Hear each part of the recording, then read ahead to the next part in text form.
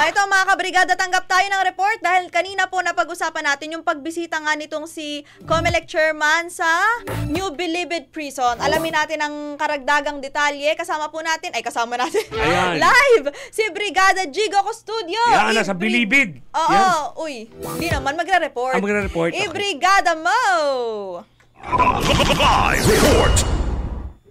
Good morning, Sheila na Calvin. Ngayon nga ay nandito tayo sa New Bilibid Prison. Dito lamang yan sa Muntinlupa City at kanina nga ay nag-ikot-ikot dito si COMELEC Chairman George Erwin Garcia para nga kamustahin yung sitwasyon ng ating mga kababayan na person na deprived of liberty na boboto ngayon ng eleksyon. Dito sa New Bilibid Prison ay nasa 1,423 yung boboto. Pero kung sa buong Pilipinas, ang mga botante na registered voters ay nasa 3,346. Kung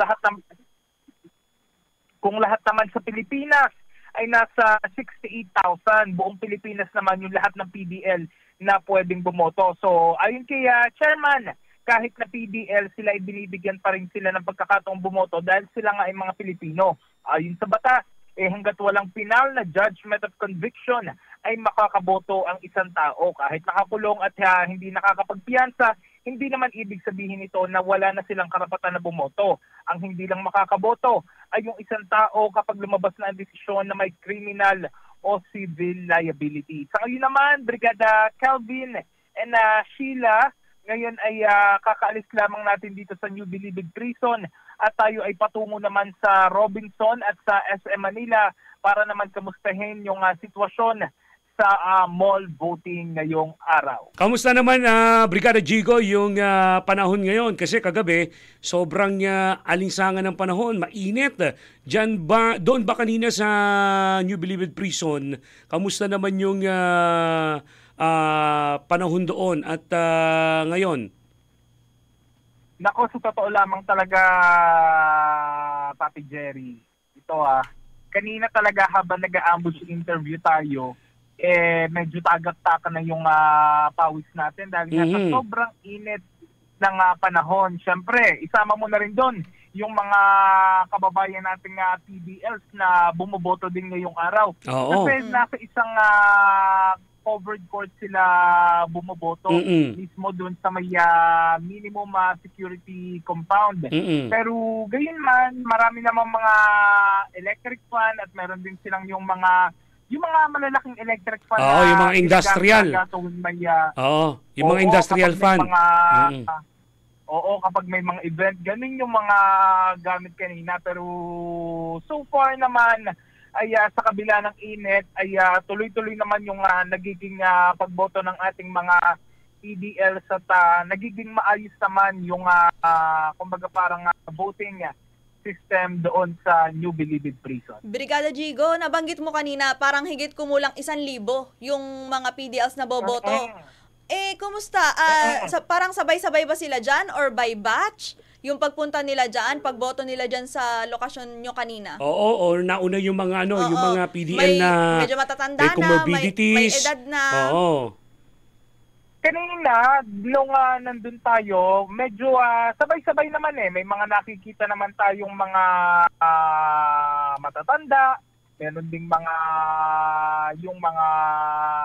kumbaga parang alam naman natin na hindi matanda, yung kumbaga parang nasa normal age. Pero at the same time kasi hindi pinagsasabay-sabay lahat kasi medyo maliit lang din yung covered court.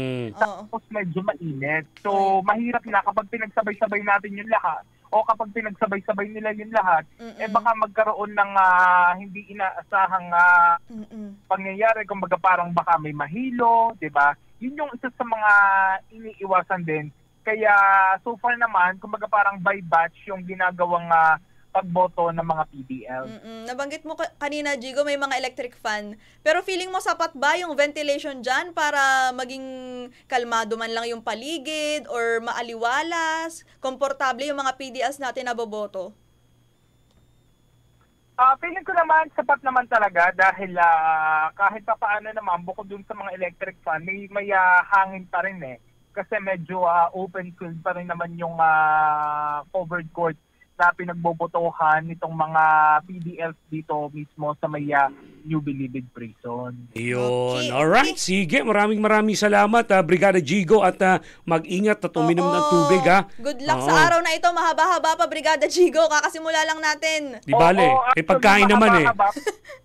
Ah, Oo. Pero ngayon naman, patungo na tayo sa sa Robinson at saka sa SM Manila. Ito talagang malamig dahil ito mall voting. Yan. Dito naman dadako ngayon si COMELEC Chairman Garcia para naman kamustahin kung papaano ba yung sitwasyon ngayon dun sa mall voting dito sa Maynila. Ayun. At yan muna ang latest update live mula dito sa labas ng Himpilan in the heart of changing lives. Ako sa Brigada Jigo Custodio ng 105.1 Brigada News of Manila, the Music News Authority. Ang bahaging ito ay hatid sa atin ng Maxan Mangosteen Santon Coffee. Max Healthy, Max Sarap.